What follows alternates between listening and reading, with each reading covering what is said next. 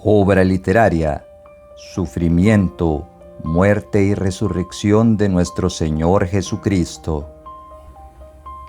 Capítulo 1. El religioso pacto de muerte.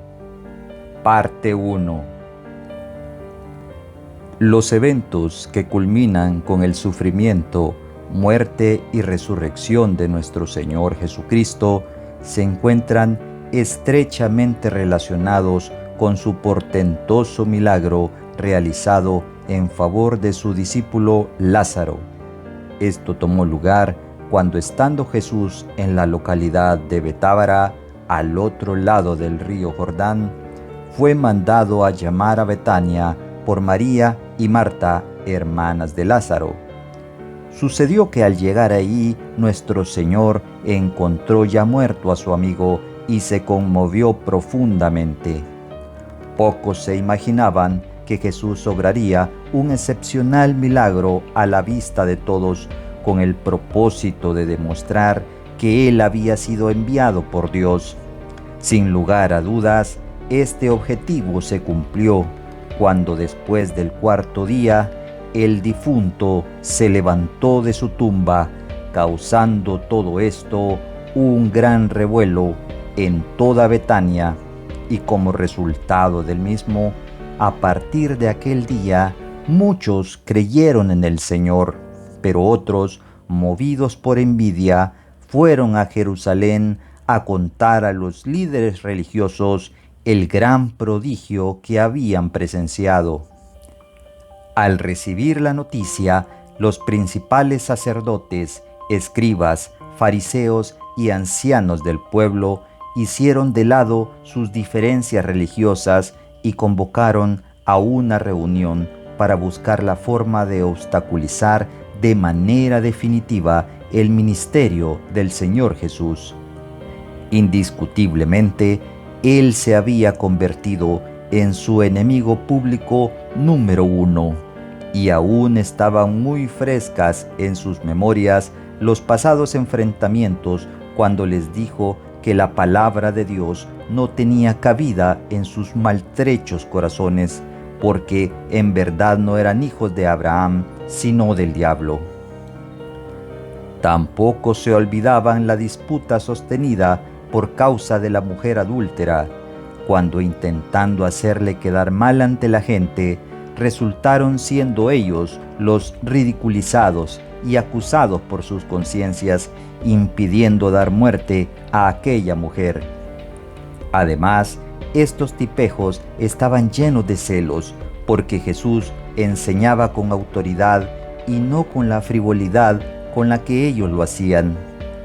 Odiaban la franqueza y pureza de su doctrina, que inducía a la gente a amar a Dios en espíritu y en verdad, en contraste con sus rígidas y legalistas enseñanzas, cuyo propósito era enaltecerse a sí mismos.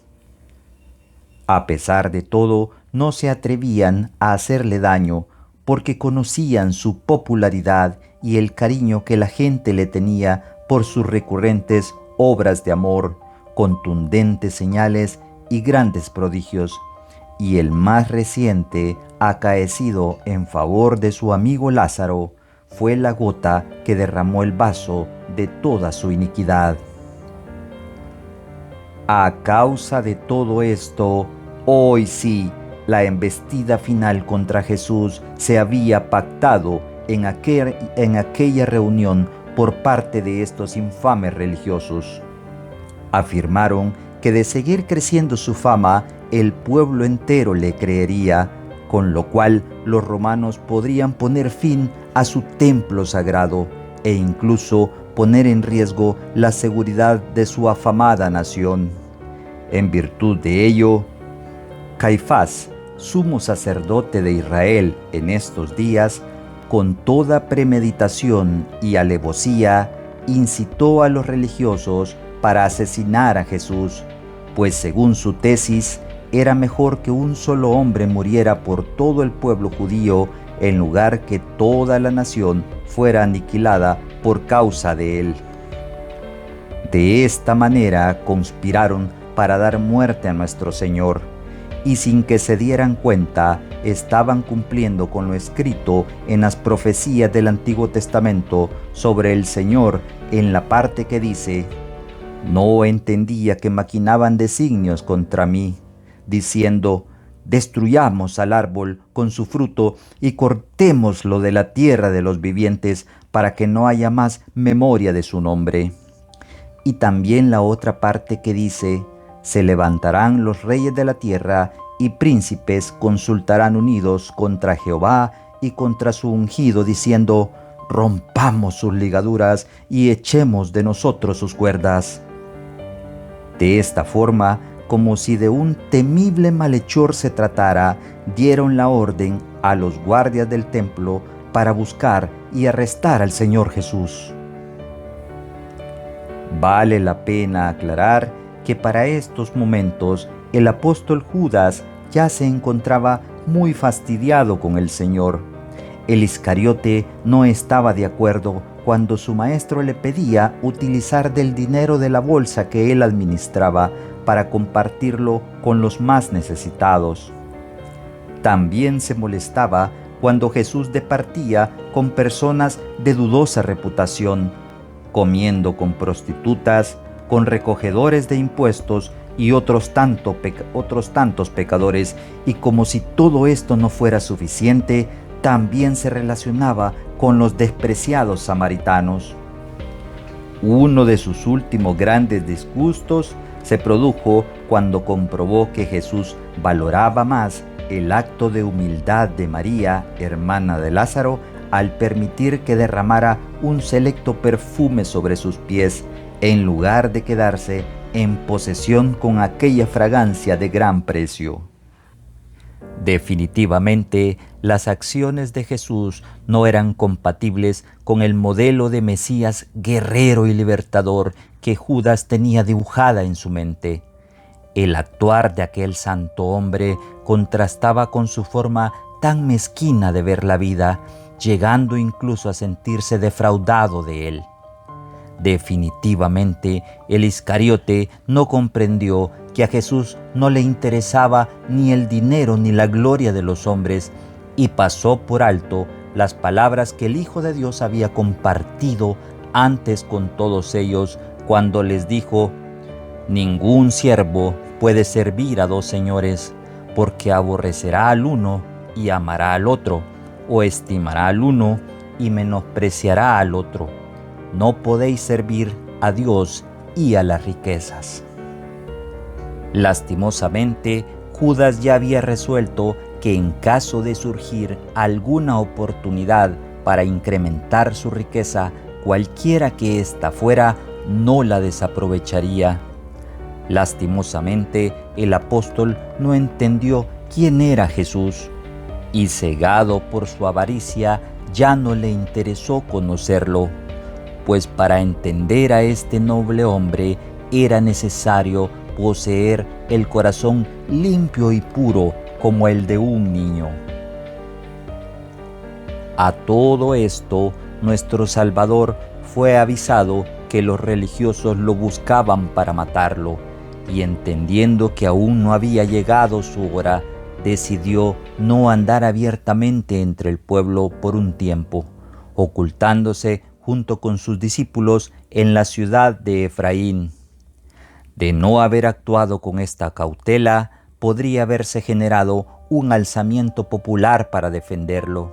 Sin embargo, cuando ya faltaban pocos días para la celebración de la fiesta de la Pascua, y sabiendo que la misión que su padre le había encomendado, dejó de ocultarse y ya no le importó ser visto por sus más férreos opositores. Partió entonces a la ciudad de Jerusalén y declaró por primera vez a los suyos que sería entregado a los principales sacerdotes y escribas y que le condenarían a muerte, pero al tercer día resucitaría. Al oír esto, sus discípulos quedaron desconcertados y ninguno se atrevía a preguntarle sobre este escabroso asunto. Solo Jesús sabía la preocupación que embargaba su corazón con cada paso que daba a la ciudad de su muerte. A pesar de ello, mostró compasión por 2 ciegos que encontró en el camino, pues tocándoles sus ojos, recibieron la vista al instante. Al llegar a las afueras de Jerusalén, en Beftagé, decidió hacer notoria su entrada a la gran ciudad, encargando a 2 de sus discípulos visitar el pueblo más cercano para tomar prestado un asna y un pollino que jamás habían sido montados, con los cuales todos los mirarían llegar a Jerusalén, para que se cumpla lo dicho por el profeta Zacarías cuando manifestó: Alégrate mucho, hija de Sión, da voces, hija de júbilo, hija de Jerusalén. He aquí tu rey vendrá a ti, justo y salvador, humilde y cabalgando sobre un asno, sobre un pollino, hijo de asna. Para estos días, grandes multitudes se encontraban en Jerusalén a causa de las vísperas de las fiestas judías, de la Pascua y de los panes sin levadura. Y al enterarse que Jesús venía entrando a la ciudad, se aglomeraron para recibirlo con gran entusiasmo y alegría, al punto de brindarle el recibimiento de un gran rey, porque muchos colocaron sus mantos en el camino por donde iba, y otros cortaron ramas de árboles y también las pusieron como alfombra en su paso. Toda la gente, tanto la que iba delante como detrás de él, gritaba a todo pulmón: «Hosana, bendito el que viene en el nombre del Señor, el Rey de Israel. Paz en el cielo y gloria en las alturas».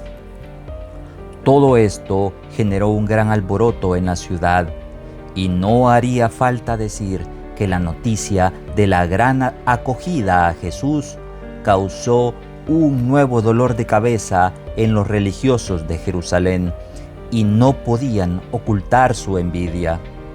Todos, excepto ellos, estaban cautivados por la imponencia de aquel santo hombre que hacía su entrada triunfal a la ciudad con el estirpe de un gran rey. A pesar de todo este ambiente de júbilo, nuestro Señor no pudo contener sus lágrimas por su querida Jerusalén, y se conmovió mucho a causa de ella, porque sabía que ahí residía la gente que lo iba a matar. Y se recordaba de las palabras del salmista cuando dijo: «Oh, si me hubiera oído mi pueblo, si en mis caminos hubieran dado Israel». Después de aquella célebre entrada, Jesús se dirigió hasta el templo, lugar donde recién nacido fue presentado por sus padres en dedicación a Dios. Pero como ya era tarde, regresó con los suyos a Betania para descansar y recargar energías en el ajetreado calendario de sus últimos días de vida.